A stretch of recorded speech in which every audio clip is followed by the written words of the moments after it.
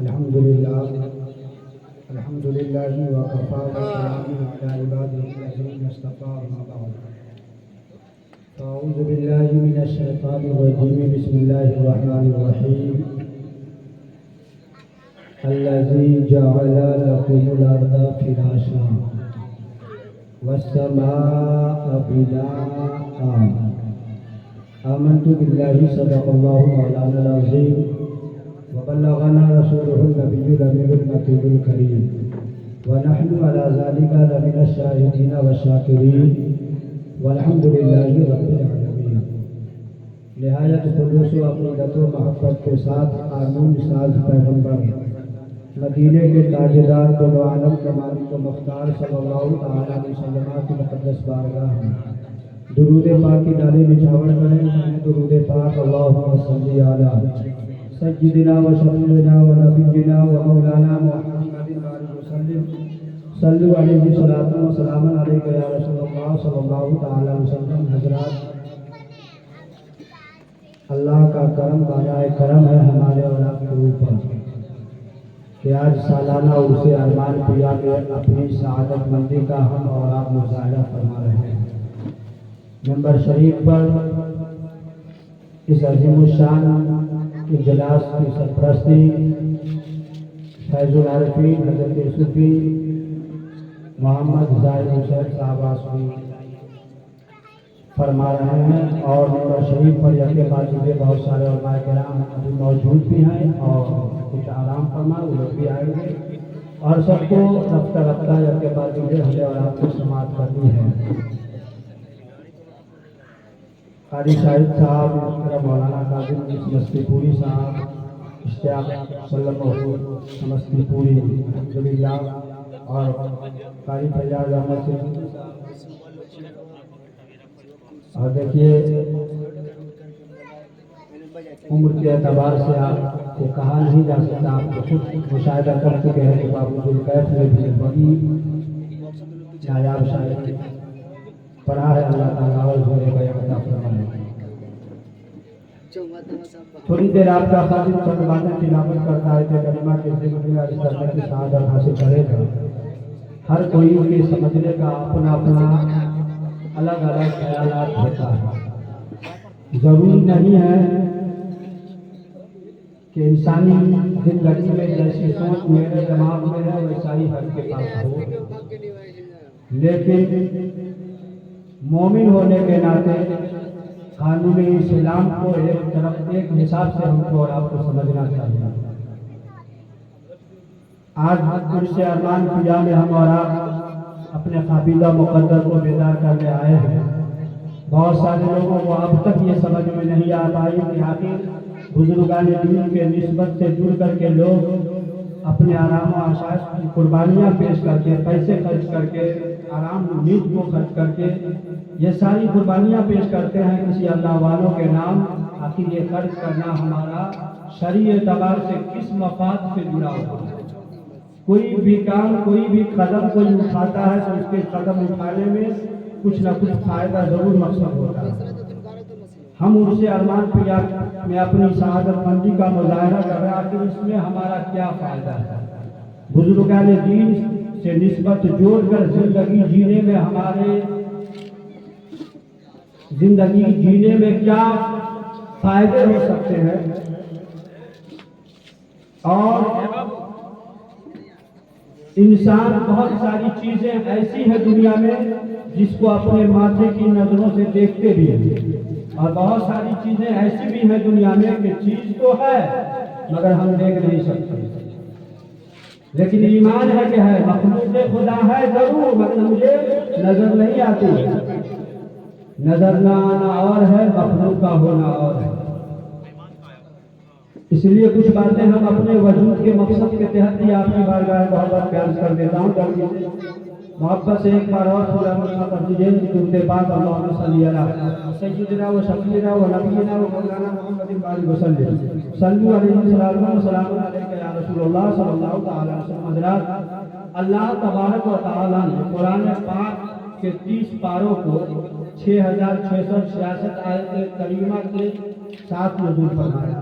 پڑھے لکھے لوگ خوب جانتے ہیں، ہمارے علماء خوب جانتے ہیں، لیکن ہم کو آپ کو بھی سمجھنا ہے کہ رب کائنات نے قرآن پاک کے 6666 آیت کریمہ کا جو نزول فرمایا ہے، ان تمام آیتوں کے نزول کا ایک ہی مقصد تھا یا الگ الگ کوئی مقصد تھا؟ ان تمام آیت کریمہ کے نزول کا مطلب ایک ہی تھا یا الگ الگ مطلب ہے؟ ہم کو اس بات کو سمجھنا ہے۔ تو سب سے پہلے تو یہ جان لیجئے، اس کو سمجھنے کے لیے جان لیجئے کہ ہم اور آپ جہاں پر ہیں، یا کوئی بھی آپ کا مکان جہاں ہو، آپ میرا مکان جہاں ہو، ہر کوئی اپنے مکان، اپنے آبا و اجداد سے زندگی جی رہا ہے، لیکن ہر کوئی اپنے علاقے میں رہنے والا یہ تصور کرے کہ اس کے اگل بغل میں 2-4-5 کلو، 10 کلو، 20 کلو، 25 کلو، 50 کلو میٹر کی دوری پر ہر انسان جو زندگی جی رہا ہے، تو اس کے 4-10-5 کلو میٹر کی دوری پر کوئی نہ کوئی جو ہے اس کے ضرورت کے ساتھ جو سامان کو حاصل کرنے کے لیے کوئی مارکیٹ بنا ہوا ہوتا ہے، مارکیٹ بنا ہوتا ہے، لوگ مارکیٹ میں جاتے ہیں۔ ایک مہینہ میں، مثال سے شریعت اسلام کو سمجھیے کہ ایک مہینہ میں مسری گھرالی سے جتنے لوگ آئے ہیں، مسری گھرالی والے کو اگر سمستی پور جانا پڑتا ہوگا، ایک مہینہ میں اگر 10 مرتبہ سمستی پور آپ گئے تو کیا آپ کے 10 مرتبہ جانے کا ایک ہی مقصد ہوتا ہے؟ نہیں نہ ہوتا، الگ الگ مقصد ہے۔ ایک مرتبہ گئے تو کوئی اور مقصد تھا، دوسری مرتبہ گئے کوئی اور مقصد ہے، تیسرے دفعہ گئے کوئی اور مقصد ہے۔ بس جس طرح ہم کو شہر اور مارکیٹ میں کئی مرتبہ ضرورتاً ہم جایا کرتے ہیں، لیکن ہمارے جانے کا مقصد الگ الگ ہوتا ہے، ٹھیک اسی طرح اللہ تعالیٰ نے قرآن پاک کے اندر 6666 آیت کریمہ کو نزول فرمایا ہے، لیکن تمام آیت کریمہ کے نزول کا مقصد الگ الگ ہے، معنی الگ الگ ہے۔ کسی آیت کریمہ کے ذریعے رب نے ارشاد فرمایا، اے میرے بندو، تم اس طرح سے زندگی گزارو گے تو تمہاری زندگی سے تمہارا رب راضی ہو جائے گا۔ کسی آیت کریمہ کے ذریعے اللہ نے فرمایا، تم کو اس طرح سے زندگی ماں باپ کے ساتھ گزارنی ہے، تم کو بال بچوں کے ساتھ اس طرح سے پرورش کرنی ہے۔ کسی آیت کریمہ کے ذریعے اللہ نے اپنے محبوب بندوں کے درجات و مراتب کو بیان کیا ہے۔ اس آیت کریمہ کے ذریعے اللہ نے ہم کو کیا کرنا ہے، کیا نہیں کرنا ہے، یہ ساری باتوں کا پتہ رب نے بتا دیا ہے۔ اب جو لوگ قرآن کو پڑھا اور اپنے اعتبار سے جتنا سمجھنے کی کوشش کیا، اس سمجھ کے اعتبار سے اپنے زندگی کو دنیا میں گزار رہے ہیں۔ میں نے اپنی گفتگو کا عنوان قرآن پاک کی جس آیت کریمہ کے ضمن میں بنایا ہے، اس آیت کریمہ کے ذریعے خصوصیت کے ساتھ ہمیں اپنے رب کا ارشاد سمجھنا ہے کہ اللہ تبارک و تعالیٰ نے اس آیت کریمہ کے ذریعے ہم گنہگاروں کو کیا کہا ہے، ہم گنہگاروں سے کیا فرما رہا ہے۔ تو اللہ تعالیٰ قرآن پاک کے اس آیت کریمہ کے ذریعے فرماتا ہے، الذی جعل لکم الارض فراشا والسماء بناء۔ کیا مطلب ہوتا ہے؟ اللہ فرماتا ہے انسان تمہاری ضرورت کے لیے، تمہارے آرام و آسائش کے لیے اتنی بڑی ہوئی زمین کو میں نے بچھونا بنا دیا۔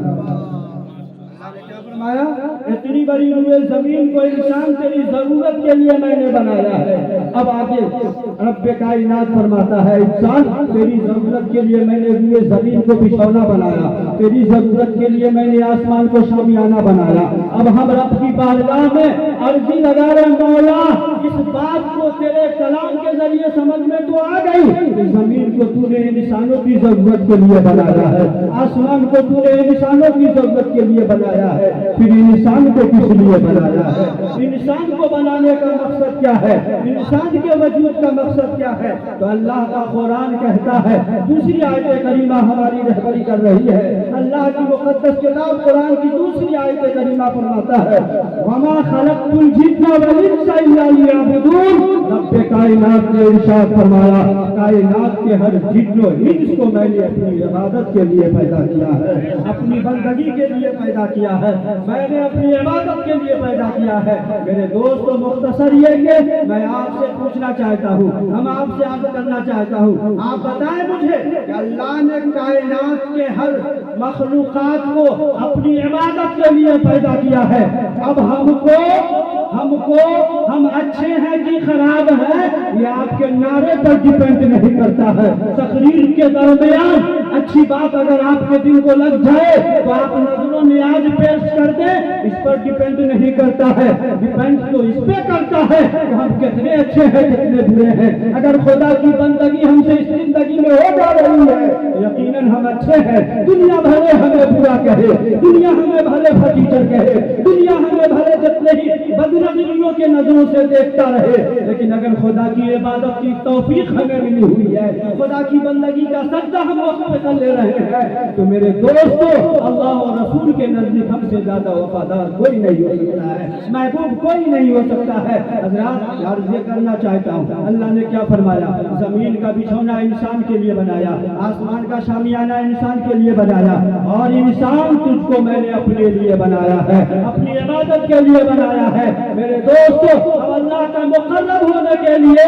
मदीने की जिंदगी शर्त नहीं है, अल्लाह का महबूब बनने के लिए मक्के में आबा व अजदाद और मकान का होना शर्त नहीं है। अल्लाह का मुक़र्रब होने के लिए हमें अल्लाह और रसूल से मोहब्बत दिल में जरूरी है, अल्लाह के नेक बंदों से अताअत, अल्लाह के नेक बंदों की वफादारी मोहब्बत दिल में जरूरी है। अब सवाल पैदा ये होता है, ठीक है कुरान की दूसरी आयत करीमा के अल्लाह वालों के नाम के हम तज़किरे करते हैं, हम अल्लाह वालों के नाम के अकीदतमंद हैं, अल्लाह वालों की अकीदत हम अपने दिलों में बसाकर जिंदगी जी रहे हैं। हमें समझना है कि आखिर अल्लाह वालों के दामन से जुड़ करके जिंदगी जीने में क्या फायदा है, इसमें क्या बेनिफिट है। तो मैं आपसे पूछना चाहता हूँ, हर इंसान के नजरों निगाह में तीन चीजें बहुत अहम होती है, तीन चीजें बड़ी कीमती होती है।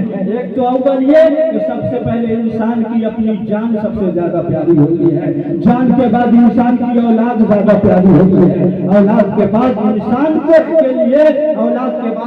के लिए जो है माल भी दौलत भी बहुत ज्यादा प्यारी होती है। और एक और है इसमें अपनी जान के अलावा, उलमाए किराम फरमाते हैं जान के अलावा यानी हर इंसान के लिए तीन चीजें महसूस हुआ करती है, एक उसकी औलाद, दूसरा उसके माल, और तीसरा उसका ईमान। तीन चीजें बड़ी प्यारी होती हैं। लेकिन सवाल यहाँ पे ये आ रहा है मेरे भाई, हमको ये समझना है अल्लाह के इरशाद से, कानून इस्लाम को ये समझना है कि हजरात अल्लाह ने कुरान पाक के इस आयत करीमा में जो जमीन को हमारी जरूरत और आसमान को हमारी जरूरत के लिए शामियाना बनाया, ये बात तो समझ में आ गई। अल्लाह वालों की जो हम तरफदारी करते हैं, उनकी बड़ाई बयान करते हैं, उनके दामन से वाबिस्ता होकर हम जिंदगी जी रहे हैं, उनके नाम पर हजार बाजार खर्च करके हम उनके इरास की तकरीबात सजाते हैं, आखिर इसमें हमारा क्या फायदा है। इसका सबूत शरीयत इस्लाम के एतबार से कहाँ से है। आइए कुरान पाक के दूसरी आयत करीमा को इस तरह से समझें। अल्लाह ने इसी कुरान पाक के अंदर एक आयत करीमा का नुज़ूल फरमाया है, जिस आयत करीमा के तहत अल्लाह इरशाद फरमाता है, या अय्युहल्लज़ीना आमनू तक़ुल्लाह व कुनू मअस सादिक़ीन, ऐ ईमान वालों अल्लाह से डरो और सच्चों के साथ हो जाओ। ऐ ईमान वालों अल्लाह के डरो और सच्चों के साथ हो जाओ। दुनिया में उम्मत मोहम्मदिया के फिरकों के एतबार से तादाद क़यामत तक 73 जरूर हो जाएंगी, लेकिन तमाम अपने अपने एतबार से अकीदे से जुड़े हुए कोई अहले नजर का कौल नहीं है। अल्लाह फरमाता है, या अय्युहल्लज़ीना आमनू तक़ुल्लाह व कुनू मअस सादिक़ीन, ऐ ईमान वालों अल्लाह से डरो और सच्चों के साथ हो जाओ। यहाँ पर हमें बारीकी को समझना है, अल्लाह के इस कलाम के आयत करीमा की तर्जमानी के बारीकी को समझना है। क्या हम अर्ज करना चाहते हैं, मौला आखिर हमको जन्नत पाने के लिए क्या अपने दिल में तेरा डर बसा लेना काफी नहीं है? हमको जन्नत पाने के लिए अल्लाह का डर दिल में बसा लेना काफी नहीं है। हज़रात स्टेज के ऊपर जो सबसे बड़े मौलाना होते हैं, अगर उसका एहतराम कर दिया जाए, उन आलिम का एहतराम कर दिया जाए, तो इससे ये बात समझ में आ जाती है कि जब हम बड़े उलमा का एहतराम कर रहे हैं तो गोया के बड़े उलमा का एहतराम कर रहे हैं, तो हमारा ये एहतराम करना ये अकीदत और मोहब्बत की अलामत में माना जाता है। सवाल ये है कि अल्लाह ने फरमाया ईमान वालों अल्लाह से डरो और सच्चों के साथ हो जाओ। अल्लाह बड़ा है या सच्चा बड़ा है? सच्चों के साथ हो जाओ बंदों से। ये आयत करीमा की तर्जमानी की तफसीर जो है, सच्चों के साथ होने के ताल्लुक से जो हुक्म आया है, ये अल्लाह के मखलूक की तरफ इशारा है। میں عرض یہ کرنا چاہتا ہوں اللہ نے کیا فرمایا؟ ایمان والو اللہ سے ڈرو، سچوں کے ساتھ ہو جاؤ۔ اللہ کا ڈر جس بندہ مومن کے اندر ہو جاتی ہے، پانچوں وقت کی وہ نماز کی پابندی کرنے لگتے ہیں، جمعہ کی نماز کی پابندی کرتے ہیں، عیدین کی نماز کی پابندی کرتے ہیں، جنازے کی نماز میں پہل کرتے ہیں۔ تکبیر، نعرہ رسالت، عرص مقدس، زندہ باد، فیضان حضور فیض العارفین، زندہ باد، فیضان ارمان پیا۔ زندہ باد۔ حضرات جلدی سے سنیے، علماء کرام بہت سارے ہیں، سب کو سننا ہے۔ میں آپ کا خادم، برکت اور اپنی سمجھے کہ فیض و برکات حاصل کرنے کے لیے ہم لوگ اتنا دور سے یہاں آتے ہیں الحمدللہ۔ آپ سمجھے اللہ تعالیٰ نے ارشاد فرمایا، اے میرے بندو، ایمان والو اللہ سے ڈرو، سچوں کے ساتھ ہو جاؤ۔ جلدی جلدی سنیے، ہم تیزی میں پڑھ بھی رہے ہیں وقت کو بچانے کے تعلق سے، اور آپ کو سمجھ میں بھی میرے خیال سے خوب آپ سمجھ رہے ہیں میرے ذریعے جو بیان آپ سمجھیں۔ انسان نماز پڑھنے والا، جو بھی مسلمان نماز پڑھتا ہے، آخر نماز پڑھنا کوئی معمولی کام تھوڑا نہ ہے۔ اللہ کا ڈر جس کے دل میں ہو جاتا ہے وہی نماز کی پابندی کرتا ہے، سمجھ رہے ہیں؟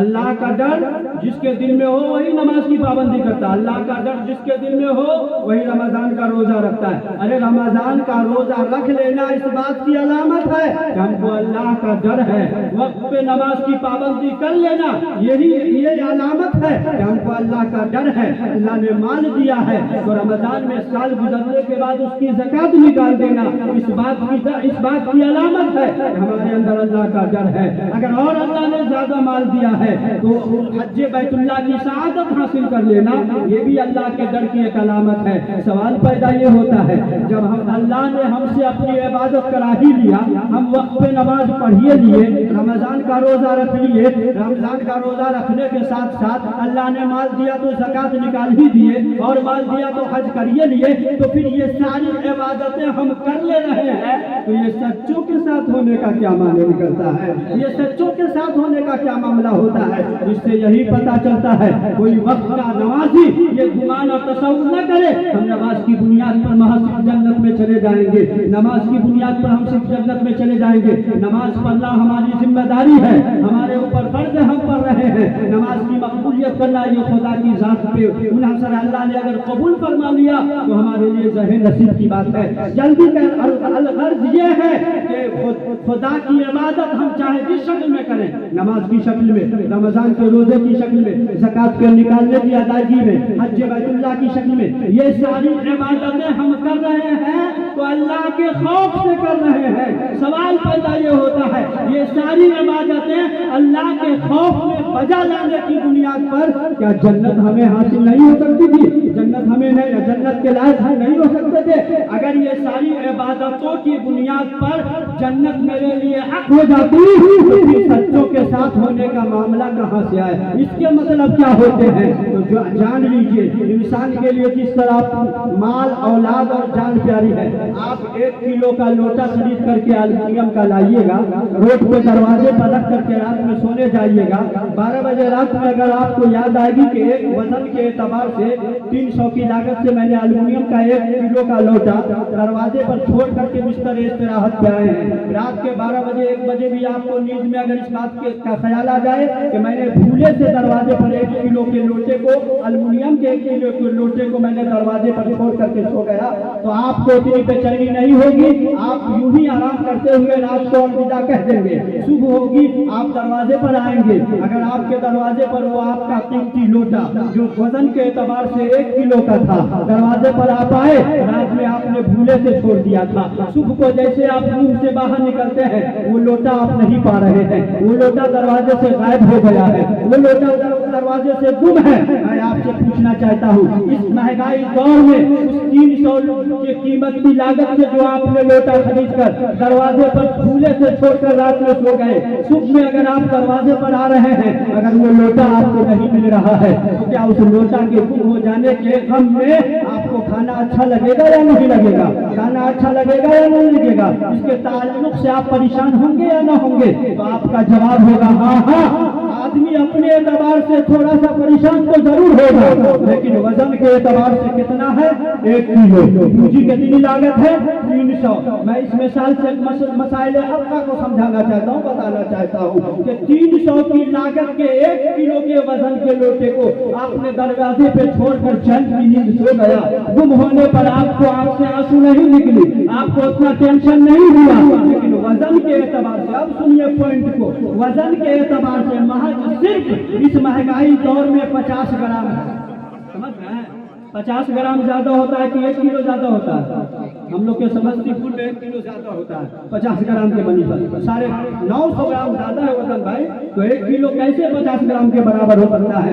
आपका भी जवाब होगा हाँ, वजन के एतबार से 1 किलो का ज्यादा पावर है, 1 किलो का ज्यादा वजन है 50 ग्राम के बनिस्बत। मैं कहना चाहता हूँ 1 किलो का लोटा अगर आपने दरवाजे पर छोड़ करके अपने रूम में सोए, सुबह में आए अगर लोटा नहीं मिल रहा है, उतनी परेशानी नहीं बढ़ रही है, लेकिन 50 ग्राम का सोना आपने दरवाजे पे नहीं आंगन में छोड़ दिया है, जबकि आंगन में हर चार जानी से बंद है, आंगन में भूले से छोड़ दिया है। रात के 3/4 हिस्से में अगर आपको नींद में ख्याल आएगी तो आप नींद के आराम आसाइश का ख्याल नहीं करेंगे, बिस्तर को छोड़ देंगे। क्यों?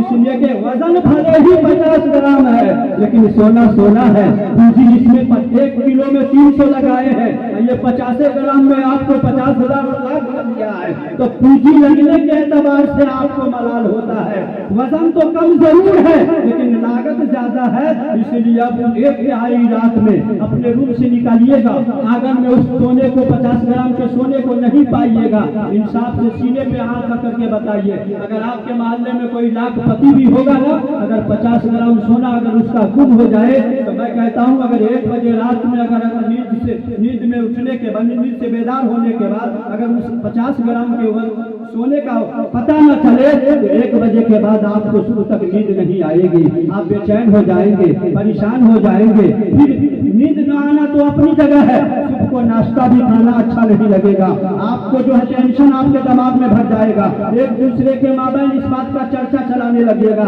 और ज्यादा आगे बढ़िएगा, खाने में जाइएगा और पेपर अखबार नवीसी कीजिएगा। इतनी कीमती चीज हमारा गुम हो गया है। हजरात, वजन के एतबार से अभी कुछ दिन पहले आपका 1 किलो का लोटा गुम हुआ, आपको उतना परेशानी नहीं आई, लेकिन 50 ग्राम के लिए आपको खाना अच्छा नहीं लग रहा है, नींद अच्छी नहीं लग रही है। क्यों?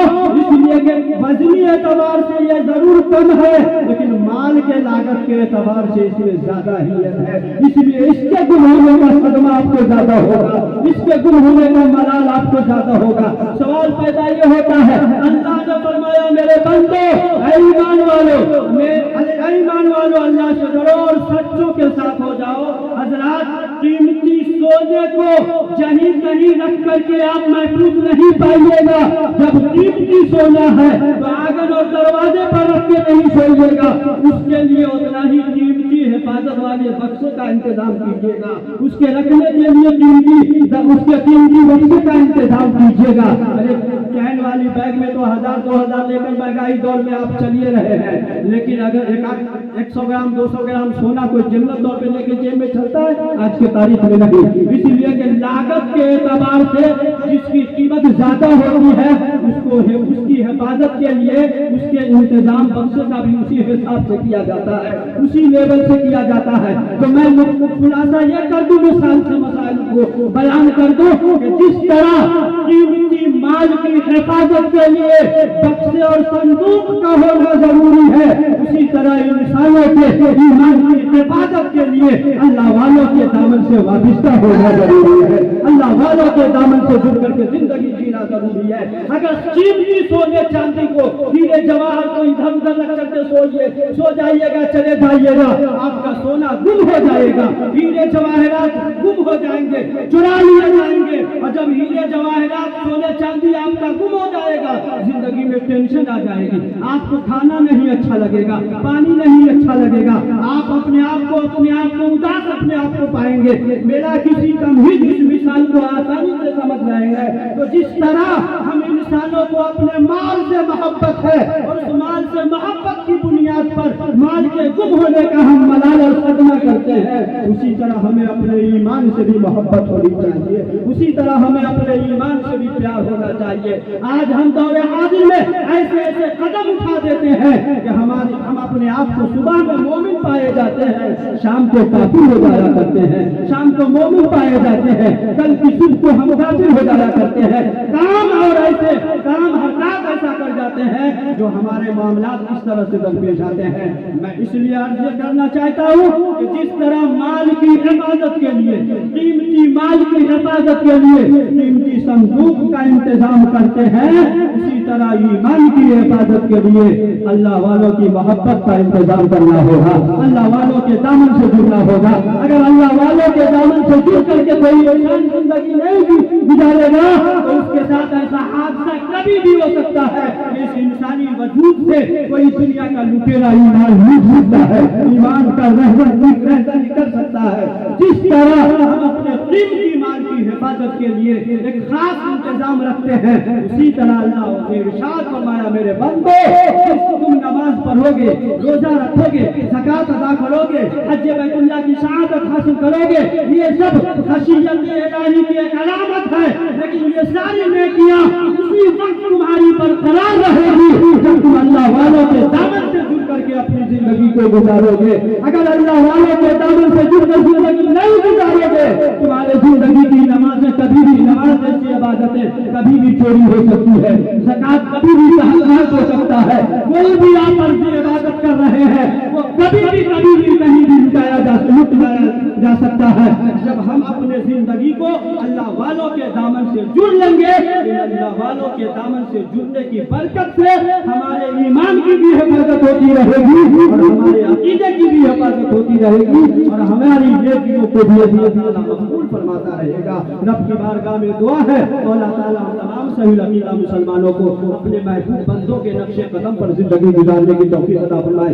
2 दिन और बर्दाश्त करिए, 2 मिनट में अपनी गुफ्तगू को इख्तिताम करूं। हजरात, एक ही निशान से अल्लाह वालों से मोहब्बत का एक असल फायदा ये भी है, कि जैसे उलमाए किराम फरमाते हैं कि जिस तरह से एक इंसान को हक है, भाई आप 2 भाई हैं, बाप के नाम का अगर 10 कट्ठा जमीन है तो 5-5 कट्ठा के दावेदार होइएगा या नहीं? अगर कोई भाई 7 कट्ठा ले जाए, कोई भाई को 3 कट्ठा दे तो आपस में भाई में लड़ाई होगी या नहीं होगी? और लड़ने का हक है आपको, इसलिए कि बाप के मीरास में जितनी औलादें हैं सबका हक बराबर है, यानी भाइयों में सबका हक बराबर है बहनों के अलावा। तो भाइयों में अगर हक बराबर है, कमी बेशी होगी तो आपस में लड़ाई होगा कि नहीं होगा? झगड़े होंगे भाई में कि नहीं होंगे? जिस तरह मीरास के तक़सीमात में कमी बेशी होने की बुनियाद पर हम अपने भाइयों से लड़ जाते हैं, हिकमत इस्लाम के फलसफे को समझिए।